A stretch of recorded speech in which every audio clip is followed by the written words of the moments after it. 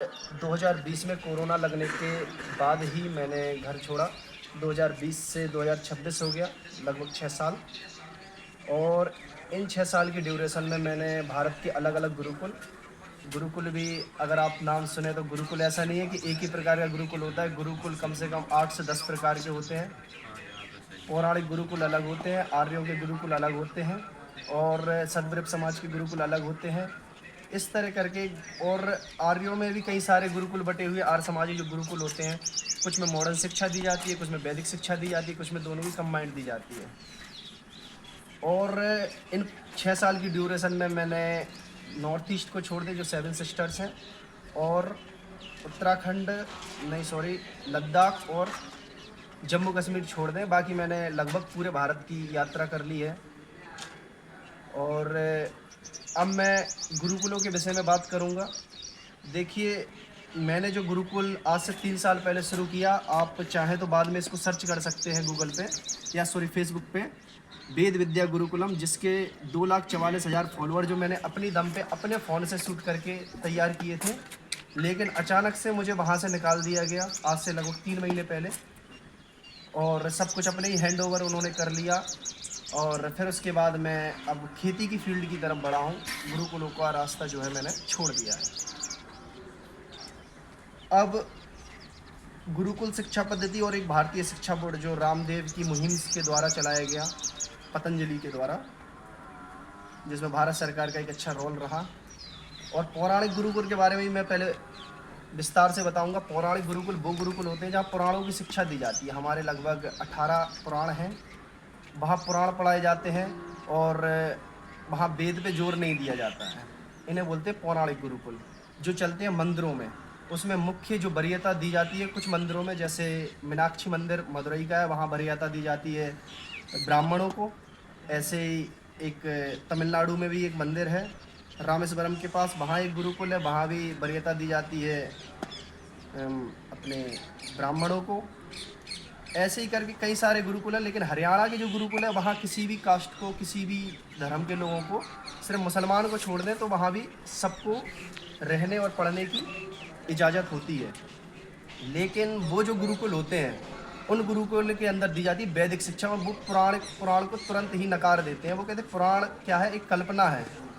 कोई सूअर अपने सर पे धरती को लेके कहीं उड़ जाए या कहीं से उठा लाए, या कोई धरती को अपनी जगह से इधर उधर कर दे, वो इस चीज़ पे विश्वास नहीं करते हैं। या किसी नरसिम्हा ने इस तरह से किसी का वध किया, ये सब पुराणों की जो कथा है वो उनको मानते नहीं है। वो सिर्फ मानते हैं कि जो वेद में लिखा है वो ही सही है, क्योंकि आर्य जो है, या आर्य समाज के जो संस्थापक हैं, वो महर्षि दयानंद सरस्वती हैं, और उन्होंने आर्य समाज की स्थापना की थी मुंबई में, और तब से वो फल फूल रहा है। मैं पौराणों को जब गुरुकुलों में गया तो वहाँ मुझे बहुत ज़्यादा भेदभाव का शिकार हुआ मैं, और मुझसे ही वो काम करवाए, क्योंकि मैं दलित से आता हूँ, तो मुझसे वो काम पहले जानबूझ के मेरी कास्ट पूछी जाती है। इसीलिए मैं कभी भी किसी को बताता हूँ, मैं अपना नाम बताता हूँ, तो वो पूछे जाते थे कि भाई आप, ज़बरदस्ती करके कास्ट पूछी जाती है। जब कास्ट अगर आप बता दें, फिर आपसे वो काम लिए जाएंगे जो काम वो लोग नहीं करना चाहेंगे, वो काम हमसे कराए जाएंगे। इसीलिए उधर भेदभाव के शिकार के कारण मैं आर्य समाज के गुरुकुलों में पहुंचा। आर्य समाज का जो गुरुकुल है, वो समझिए कि मैं जो पहला गुरुकुल गया, भगवान की दया से मैं सबसे अच्छे गुरुकुल कालवा में पहुंचा, जहाँ पे रामदेव ने, बालकृष्ण ने और राजीव दीक्षित को शायद आप लोग जानते हो। राजीव दीक्षित जी का पहला जो स्पीच हुई थी वो उसी गुरुकुल में हुई थी। और स्पीच कराने वाले जो पहले व्यक्ति थे वो थे आचार्य राजेंद्र जी। आचार्य राजेंद्र जी के साथ मैं पूरा 1 साल रहा। वैसे मैं मुश्किल से 15 या 20 दिन के लिए उस गुरुकुल गया था, और उस गुरुकुल में जाने के बाद जब मैंने उस व्यक्ति को जब देखा, तो उन्होंने मेरा जब नाम पूछा, तो उन्होंने नाम में ये नहीं कहा कि आपकी कास्ट क्या है, और पूरी 1 साल की ड्यूरेशन में उन्होंने ये नहीं कहा कि आपकी कास्ट क्या है। तो मैं जब पहले दिन उनके पास गया, दूसरे दिन, तीसरे दिन मैंने उनको देखा वो कितने डाउन टू अर्थ जीते हैं। भारत की एक सबसे बड़ी गौशाला है धड़ोली गौशाला, अंतर्राष्ट्रीय, वो गौशाला उन्हीं की है। गुरुकुल कालवा उनका है। एक बहनों का गुरुकुल है, वो भी उनका है। उसके बावजूद भी डाउन टू अर्थ जब वो जीवन जिए, तो मैं उनके साथ रहने लग गया, और रहते रहते मैंने वहाँ गौ सेवा शुरू की, गौशाला का काम सीखा। फिर मैंने महाभारत पढ़ी, और एक आर्य समाजी रामायण अलग होती है, पौराणिक रामायण अलग होती है। तो मैंने आर्य समाजी एक रामायण पढ़ी, उसके बाद मैंने सत्यार्थ प्रकाश पढ़ी।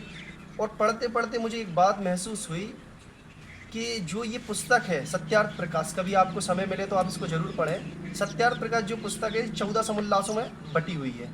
14 समुल्लास में आखिरी के जो 13वां और 14वां समुल्लास है, इसमें ईसाई धर्म और इस्लाम धर्म के बारे में खुल के लिखा है। और ये भारत की पहली पुस्तक है जिसपे इस तरह से इस्लाम के बारे में लिखा गया है। जब मुझे ये पता चला कि इस्लाम के बारे में सबसे पहले इसी पुस्तक में लिखा, और इस पुस्तक को लगभग हर धर्म में बैन कर रखा है, चाहे वो बौद्ध हो, जैन हो, इवन ये ईसाई हो, यहूदी हो, क्योंकि उसमें हर धर्म की बातें उसमें महर्षि दयानंद सरस्वती ने लिख दी थी। तो भाग्य आचार्य से मैंने पूछा कि आचार्य जी ये उन्होंने लिखा है, ठीक है, वो तो सन्यासी व्यक्ति थे तो उन्होंने तो लिख दी क्योंकि उन्हें डर नहीं था। अभी के समय में किसी ने लिखी है तो उन्होंने बताया कि आजकल के जो पौराणिक पंडित हैं वो लोग राम की कथा सुनाते हैं, कृष्ण की कथा सुनाते हैं। एक मुसलमान ने एक किताब लिखी थी, अगर आप जानते हो, कि कृष्ण तेरी गीता जलानी पड़ेगी। उन्होंने किताब का जो शीर्षक लिखा था उन मुसलमानों ने, कृष्ण तेरी गीता जलानी पड़ेगी। और उस किताब को भारत में सर्कुलेट कर दिया, हर कोई उसको पढ़ने लगा। किसी की हिम्मत नहीं हुई कि हम इस पे कोई जवाबी कार्रवाई करे, सब पढ़ रहे हैं और भारत में धड़ल्ले से वो बिकने लगी। और यहाँ तक कि वो फ्री बांटने लगे उस किताबों को। उसमें कृष्ण के बारे में इतनी भद्दी बातें लिखी, मैंने व्यक्तिगत तौर पे उसे पढ़ी है, इतनी भद्दी बातें लिखी, इतनी भद्दी बातें जिसको अगर एक सामान्य अच्छा इंसान पढ़े तो वो पढ़ नहीं सकता। तो उस किताब के बदले में दूसरी किताब जो छापी सबसे पहले महर्षि दयानंद जी के एक शिष्य उन्होंने छापी थी। यानी महर्षि दयानंद जी के शिष्य का अर्थ है कि उनसे आने वाली जो जनरेशन थी उन्होंने वो छापी। उन्होंने छापी रंगीला रसूल।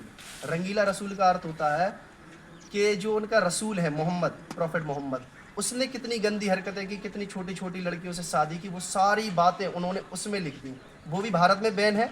मेरे पास वो पुस्तक भी है क्योंकि मैं जिस गुरुकुल में पढ़ता हूँ वहाँ भारत की सारी बैन पुस्तकें भी हैं, या जो भी चल रही हैं वो सारी पुस्तकें वहाँ पे है, क्योंकि वो राजीव दीक्षित जी की पुस्तकालय है। तो वहाँ वो सारी पुस्तकों का कलेक्शन है। तो मैंने वो पढ़ा तो मैंने कहा अगर कोई हिम्मतदार है तो यही व्यक्ति है। अब गुरुकुलों के बारे में मैं कालवा गुरुकुल की बात कर रहा हूँ।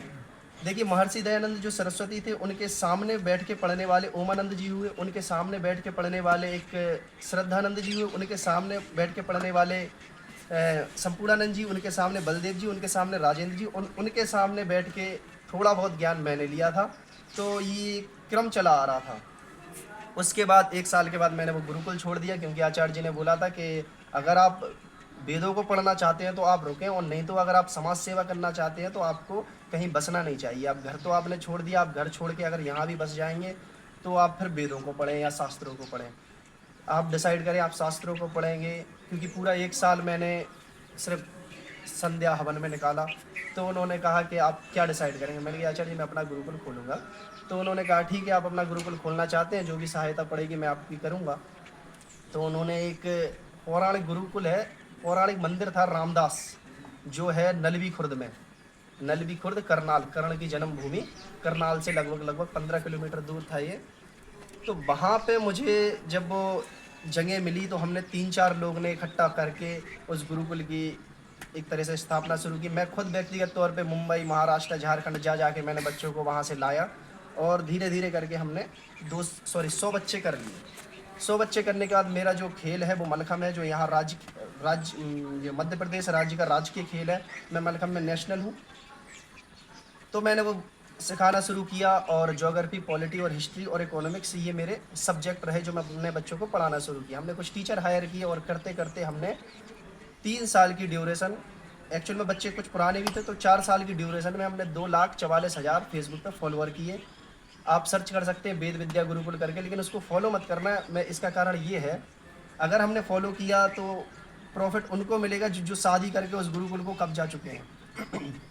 जो आचार्य था वहाँ का, उसने शादी की थी, उसके बच्चे थे। तो हम तो निस्वार्थ भाव से सेवा कर रहे थे। तो उसको ऐसा फील हुआ कि ये जैसे मैं हूँ, मैंने बच्चे तैयार किए थे, नेशनल के मेरे बच्चे तैयार हो गए थे। तो मैंने SGF, एक भारतीय संस्था होती है, SGF school game federation of India, वहाँ से जब वो वेरीफाइड हुई वो संस्था, तो उसमें ऑनर के लिए मेरा नाम जाता। तो क्योंकि मैं सिखाता था, लेकिन उन्होंने ऑनर के लिए मेरा नाम भेजने से साफ इनकार कर दिया कि ऑनर आप थोड़ी, आप तो सिखा रहे हैं खाली। तब जाके हमारे जब मतभेद बढ़ते गए तो मैंने वो चैनल जो गुरुकुल का था वो मैंने छोड़ा।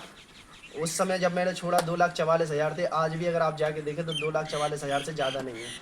सारी मेहनत मेरी है, 3 महीने पुरानी वीडियो उठाएंगे उसमें मैं ही बलखम करा रहा हूँ, मेरा ही दिखेगा उसमें ज़्यादातर।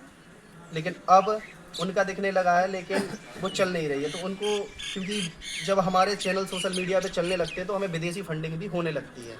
इस तरह से उन्हें कनाडा और ऑस्ट्रेलिया और भी एक दो ऐसे देश हैं जहाँ से उनको मदद आने लगी, क्योंकि हरियाणा वो राज्य है जहाँ से बहुत ज़्यादा माइग्रेशन होता है लोगों का। तो लोग क्या करते हैं कि बाहर जाके माइग्रेशन करते हैं, वहाँ काम करते हैं, वहाँ पे एक तरह से अपनी नागरिकता ले लेते हैं भारतीय लोग। तो वो लोग भारत को सपोर्ट करने के लिए गुरुकुलों में पैसा डोनेट करते हैं। अच्छा खासा जब डोनेट होने लगा तो उन्हें लगा कि इन ऐसे लोगों की तो ज़रूरत ही नहीं है, हम अपना घर परिवार चलाएं। तो वो फिर मैंने गुरुकुल छोड़ दिया। करंट में मैं